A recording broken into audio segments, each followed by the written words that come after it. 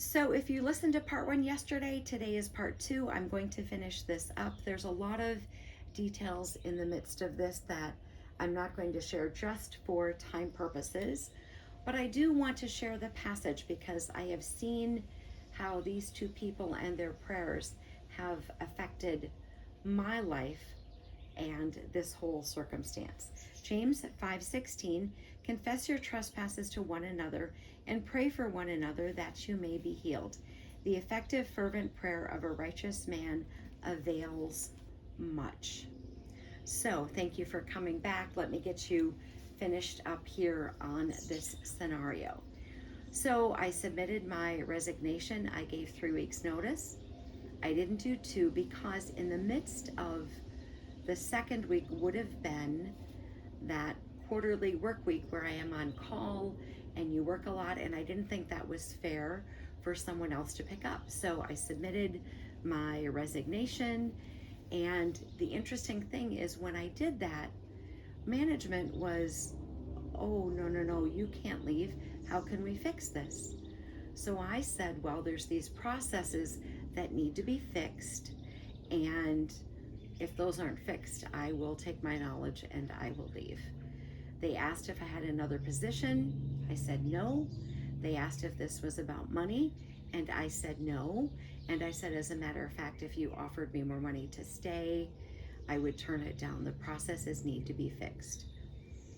Now, another little aside going on at the exact same time was, and it's funny how God gives you revelation into things, but I knew from a separate conversation that there was a supervisor sort of claiming credit for my work is probably the best way to state that.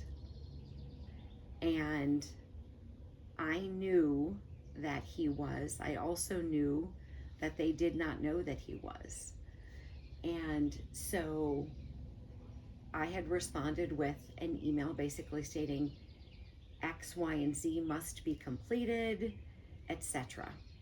And I said, I'm willing to train, but this person is not qualified to do this position. And surprisingly, not surprisingly, management was not aware of that. And I knew that that is what the undercurrent was in all of this. So these two coworkers were praying. They were aware of what another supervisor had done. They were aware that I had submitted my resignation and was planning to leave. They also were aware that I had met with HR, that HR had a list of things that I said that needed to be fixed. Well, lo and behold, when you have people praying and you see the evidence of God's goodness and His grace and His mercy and His love, and then you meet with HR and they say, yeah, all these things that you're talking about, we are going to fix all of them. And would you stay? And would you please stay? And then you get an apology from the supervisor for what happened. And you think this worked out better than I ever had anticipated. I was fully prepared to leave. I was fully prepared to be unemployed.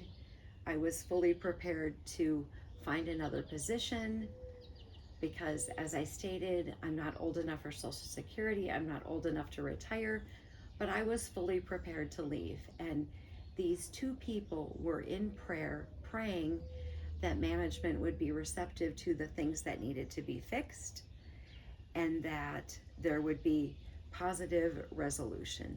And there has been, and it has been amazing. And this was just an update that I wanted to make for all of you and to share with all of you.